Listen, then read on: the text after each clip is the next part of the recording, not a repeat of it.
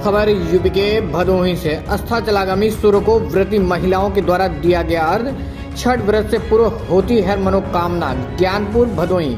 उपासना का महापर्व छठ पूजन मंगलवार को नहाय खाए से शुरू हुआ। इसके लिए विशेष प्रकार के प्रसाद बनाए गए। गुरुवार को दिन भर निर्जल व्रत रखने के बाद छठ व्रतियों के द्वारा अस्ताचलगामी सूर्य को विविध पूजन के बाद अर्घ्य दिया गया। नगर ही नहीं, ग्रामीण क्षेत्रों में भी छठ पूजन की तैयारियां जोरों से चल रही थी और बाजार में भी जमकर खरीदारी की गई। कई स्थानों पर तालाबों के किनारे छठ व्रतियों ने पूजन किया। छठ पूजन समितियों ने भी अपने संसाधनों से पूजा स्थल की साफ सफाई की। नगर ही नहीं, ग्रामीण क्षेत्रों में भी छठ की तैयारी में लोग जुटे रहे।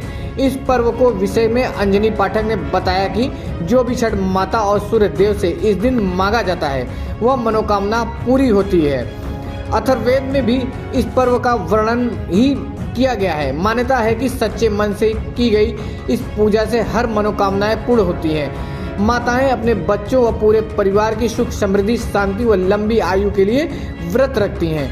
इस अवसर पर बहुत से लोग सूर्य देव को दंडवत प्रणाम करते हैं। सूर्य को दंडवत प्रणाम करने का व्रत बहुत ही कठिन होता है। लोग अपने घर में कुल देवी या देवता को प्रणाम कर नदी तट तक दंड करते हुए जाते हैं। पहले सीधे खड़े होकर सूर्य देव को प्रणाम किया जाता है, फिर पेट की ओर से जमीन पर लेटकर दाहिने हाथ से जमीन पर एक रेखा खींची जाती है।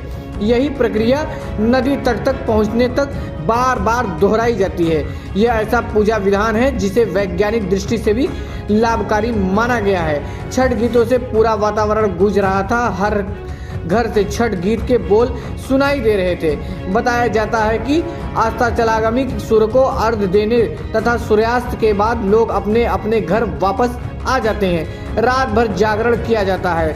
सप्तमी के दिन सुबह ब्रह्म मुहूर्त में पुनः संध्या काल के तरह दौरा में पकवान, नारियल, केला, मिठाई भरकर घाटों पर लोग जमा होते हैं। व्रत करने वाले सुबह के समय उगते सूर्य को अर्घ्य देते हैं।